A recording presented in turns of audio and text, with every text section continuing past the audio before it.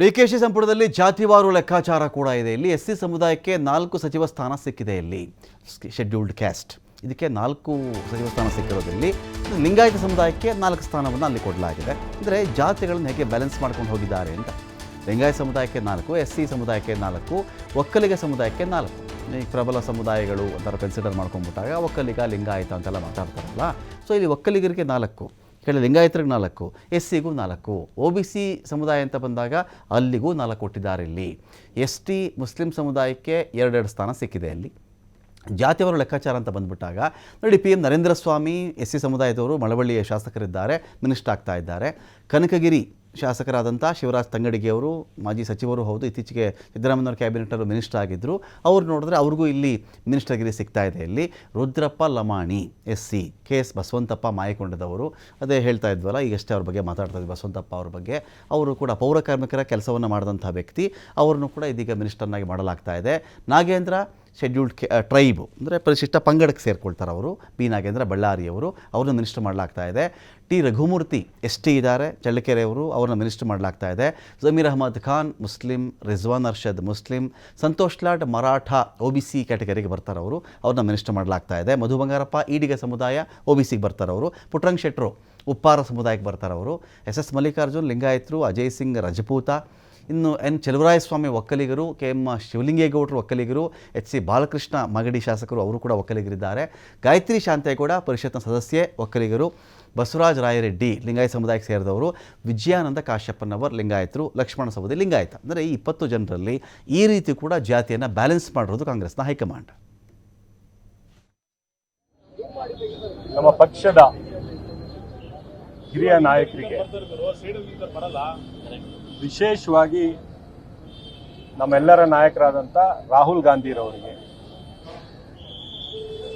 ಮತ್ತೆ ಕಾಂಗ್ರೆಸ್ ಪಕ್ಷದ ಅಧ್ಯಕ್ಷರಾದಂಥ ಸನ್ಮಾನ್ಯ ಮಲ್ಲಿಕಾರ್ಜುನ್ ಖರ್ಗೆ ಸಾಹೇಬರಿಗೆ, ನಮ್ಮ ಮುಖ್ಯಮಂತ್ರಿಗಳಾದಂಥ DK ಶಿವಕುಮಾರ್ ಅವರಿಗೆ, ಮತ್ತೆ ವಿಶೇಷವಾಗಿ ನಮ್ಮ ನಾಯಕರಾದಂಥ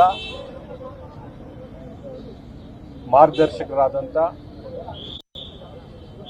ಇಲ್ಲ, ನಾನು ಮುಖ್ಯಮಂತ್ರಿಗಳು ಫೋನ್ ಮಾಡಿದ್ರು 4 ಗಂಟೆಗೆ ರಾಜ್ಪಾಲ್ ಕಚೇರಿ ಬರೋಕ್ಕೆ ಹೇಳಿದ್ದಾರೆ. ತುಂಬ ಖುಷಿಯಾಗುತ್ತೆ. ನನ್ನನ್ನು ಕಾಂಗ್ರೆಸ್ ಪಕ್ಷದ AICC ಅಧ್ಯಕ್ಷರು ಸನ್ಮಾನ್ ಮಲ್ಲಿಕಾರ್ಜುನ್ ಖರ್ಗೆ ಅವರು ಮತ್ತು ಕಾಂಗ್ರೆಸ್ ಪಕ್ಷದ ಎಲ್ಲ ವರಿಷ್ಠರು, ಮುಖ್ಯಮಂತ್ರಿಗಳಾದಂಥ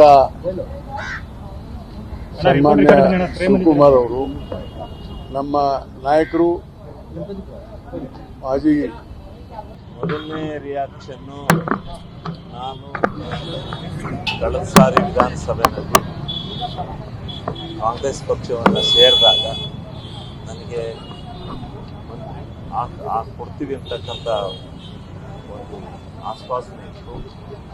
ಅದನ್ನು ಇವತ್ತು ಪಕ್ಷ ಮತ್ತು ನಮ್ಮ ಮುಖಂಡರಾದಂಥ ಸಿದ್ದರಾಮಯ್ಯವರು, ಮುಖ್ಯಮಂತ್ರಿಗಳಾದ DK ಶಿವಕುಮಾರ್ ಅವರು, ಪಕ್ಷದ ರಾಷ್ಟ್ರೀಯ ಅಧ್ಯಕ್ಷರಾದ ಖರ್ಗೆಜಿಯವರು, ರಾವೋಜಿಯವರು ಮತ್ತು ನಮ್ಮ ಹರಿಪ್ರಸಾದ್ ಅವರು ಎಲ್ಲ ಇವತ್ತು ನನಗೆ ಜವಾಬ್ದಾರಿಯನ್ನು ಕೊಟ್ಟಿದ್ದಾರೆ.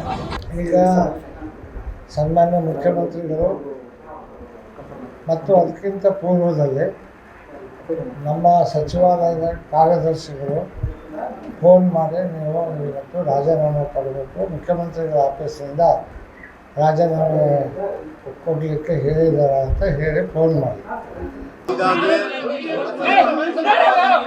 ಮಾನ್ಯ ಮುಖ್ಯಮಂತ್ರಿ ಅವರು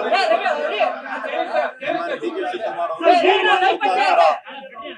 ಕರೆಯನ್ನು ಮಾಡಿ 4 ಗಂಟೆಗೆ ರಾಜ್ ಭವನ್ ಬರಬೇಕು ಅಂತ ಹೇಳಿದರು.